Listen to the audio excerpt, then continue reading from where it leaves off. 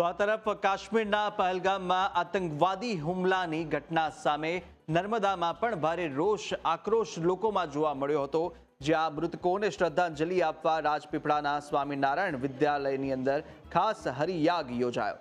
દિવંગતોના આત્માના શાંતિ માટે સિદ્ધેશ્વર સ્વામીએ યજ્ઞ કર્યો હતો અને મૃતકોના આત્માની શાંતિ માટે વિવિધ મંત્રોચ્ચાર સાથે યજ્ઞમાં 108 જેટલી આહુતિઓ આપી અને પ્રાર્થના પૂજન કરાયું। શિક્ષકો વિદ્યાર્થીઓ હરિયાગમાં જોડાયા, આતંકવાદીઓ અને પાકિસ્તાન સામે કડક કાર્યવાહીની પણ માંગ કરી છે।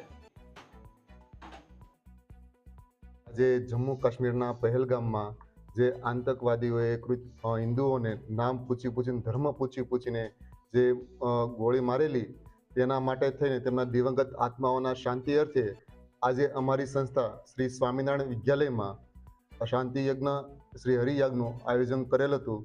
અમે રાજપીપળા ગુરુકુળમાં અમારા બાળકો દ્વારા તાત્કાલિક એક હરિયાગનું આયોજન કર્યું હતું। એમાં ભગવાનના વિવિધ નામ સ્વરોના ઉચ્ચારણપૂર્વક આહુતિઓ આપી અને આ દિવંગત આત્માઓના દિવંગતો જે કંઈ ભોગ બન્યા છે એના આત્માઓને શાંતિ અર્પે અને એના કુટુંબને ધૈર્યતા આપે અને એમને એક બળ હિંમત આપે।